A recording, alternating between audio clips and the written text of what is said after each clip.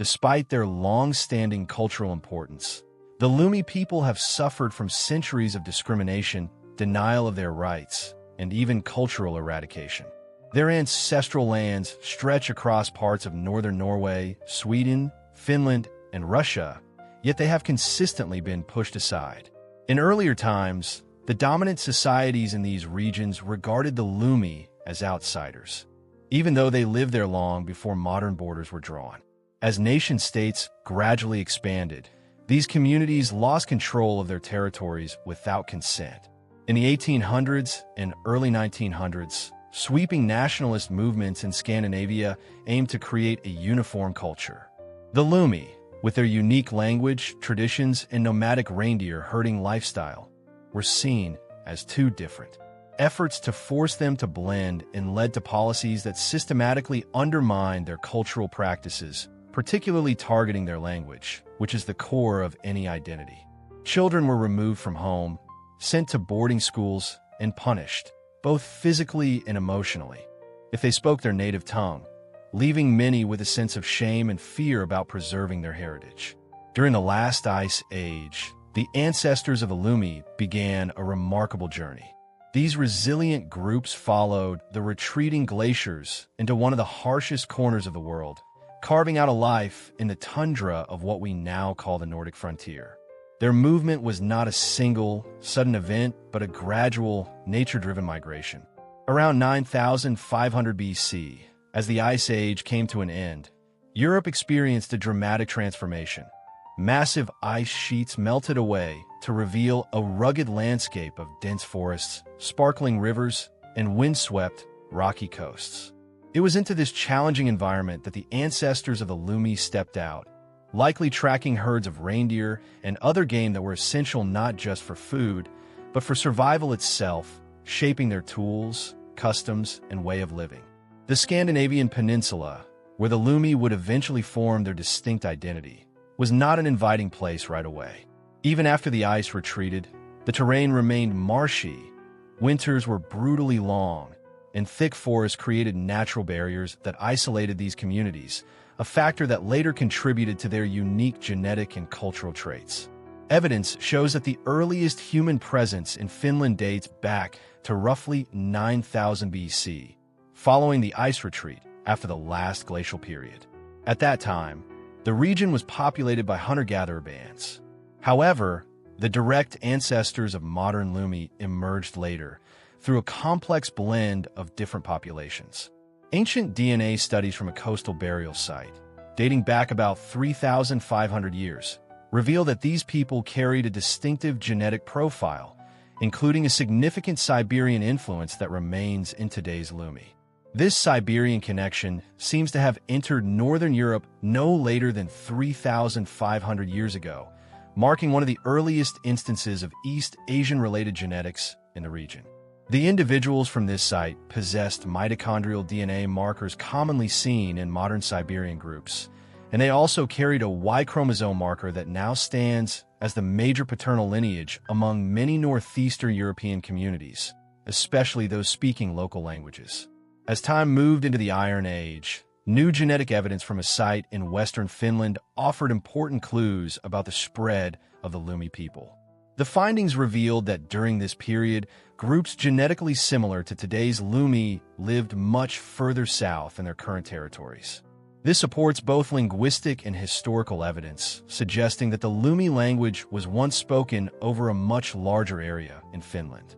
The remains from this site showed a closer genetic relationship to modern Lumi people than to today's Finnish, implying that regions now dominated by Finnish speakers were once home to Lumi communities. Historical records even suggest that Lumi groups inhabited central Finland as recently as the 1500s AD. Over time, early Finnish speakers, likely arriving from the south, perhaps from areas like modern Estonia, began intermingling with and eventually outnumbering many Lumi groups. This gradual process also led to a shift in language, as Finnish slowly replaced the Lumi tongue in many southern and central regions. The unique genetic heritage of the Lumi is highlighted by rare mitochondrial DNA markers that connect them directly to Europe's ancient hunter-gatherers of the Mesolithic era. One such marker, a branch that dates back tens of thousands of years, links the Lumi not only to early Europeans, but also to the continent's rich natural history following the Ice Age. A more exclusive subbranch represents the Lumi's specific genetic signature. The presence of this marker tells a story of continuity. While large parts of Europe were reshaped by waves of migration, conquest, and farming from the Near East, the Lumi remained relatively isolated in the far north. This isolation preserved their unique genetic lineage, a fact further supported by a distinct mutation pattern found in their mitochondrial DNA.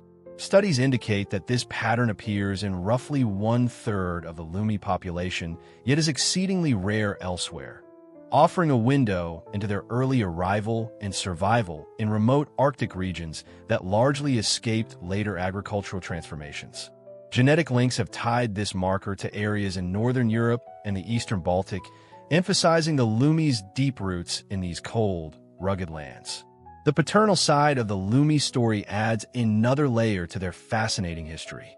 While their Y chromosome markers share similarities with neighboring groups, hinting at connections with Siberia, it is their maternal genetic makeup that underscores their enduring bond to Europe's earliest foragers. This distinction helps researchers understand not just the origins of the Lumi, but also how they managed to thrive in one of the harshest environments on the planet over millennia. For the Lumi, who have lived in the far northern reaches for thousands of years, the icy landscape also reflects a deep link to an ancient Siberian past. A key piece of this puzzle is a Y chromosome marker found prominently among Lumi men, passed from father to son. This marker is common across northern Asia and Siberia and appears in unique frequencies among Uralic-speaking groups in Europe, including among both Finnish and Lumi populations. Its origins, rooted in ancient Siberian migrations, serve as a crucial clue to the early movement of people across the northern lands. This Y chromosome acts like a genetic time capsule, telling a story of migration from a Neolithic, or perhaps even earlier, and suggesting that carriers of this lineage traveled westward through Siberia before reaching northern Europe. For the Lumi ancestors, this journey likely merged with the local European hunter-gatherers, creating a unique genetic blend. Even though this marker is shared with other Uralic and Siberian groups, its frequency and distinctive nature among the Lumi set them apart from their Scandinavian neighbors, whose paternal lines more often trace back to Central and Western Europe. This reinforces the idea that the Lumi occupied a cultural and genetic crossroads, managing to keep their eastern connections while also absorbing elements from ancient European populations. One of the most striking adaptations of the Lumi is their ability to cope with the relentless Arctic cold. Recent research suggests that specific genetic variations in the Lumi help regulate the body's natural heat production. Instead of relying heavily on carbohydrates like those in milder climates, the Lumi thrive on a diet rich in omega-3 fatty acids sourced from fish and reindeer. These fats not only supply the energy required to generate heat, but also play a role in maintaining heart health under constant cold stress. Beyond their metabolic adjustments, the Lumi have developed a unique physiological trait, a higher concentration of brown fat, which burns calories to produce heat in cold conditions.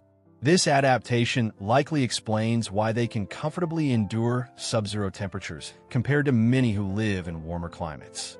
Yet, survival in such an extreme environment demands more than just staying warm. It requires an impressive ability to adjust to dramatic shifts in available food. For centuries, the Lumi's diet was governed by seasonal availability, which led to genetic adaptations that optimized their ability to process proteins and fats from animal sources when plant foods were scarce. For instance, mutations in certain genes involved in synthesizing essential fatty acids are more common among the Lumi, fine-tuning their bodies for a high-fat diet. These changes are not only biological, but have also influenced their culture, as their semi-nomadic lifestyle centered around reindeer herding reflects a deep understanding of the land and smart resource management. In terms of genetics, the Lumi stand apart from their Norwegian and Swedish neighbors, whose heritage mainly points to Central and Western Europe. While Scandinavian populations have been largely shaped by Viking migrations and the spread of agriculture, the Lumi's genetic story is quieter and far older. Their mitochondrial DNA is dominated by markers that root them in Europe's Mesolithic era, a lineage that is notably absent in many Scandinavian groups. The Lumi language, part of the Uralic family, is more than just a means of communication. It's a living record of their history. Along with languages like Finnish, Estonian, and Hungarian, it serves as evidence of ancient migrations that brought Uralic speakers to Europe thousands of years ago. This linguistic bond connects the Lumi to distant communities, united by a shared ancestral legacy. Even though modern Finnish and Lumi languages have evolved along separate paths, their common roots suggest a time when their ancestors shared lands, traditions, and ways of life. Despite centuries of colonization and cultural pressure, the Lumi language endures, supported by dedicated speakers and communities determined to keep it alive. This resilience is a testament to their deep-rooted connection with the land and its history, a bond that is also reflected in their spiritual practices, folklore, and close relationship with nature. The debate over the origins of the Lumi is further complicated by the tension between isolation and interaction. The Lumi are a blend of diverse cultural influences, and understanding their beginnings requires examining the historical events that shaped their foundation. Genetic studies indicate that the Lumi people experienced significant population bottlenecks, periods when their numbers dwindled drastically, leaving only a few genetic lines to rebuild the community. Although such bottlenecks typically reduced genetic diversity, they were followed by long phases of stability and isolation. Recognizing the challenges they have faced and supporting the revival of their culture is not just a struggle for the Lumi. It's a shared responsibility for everyone who values indigenous rights and cherishes an ancient, rich heritage.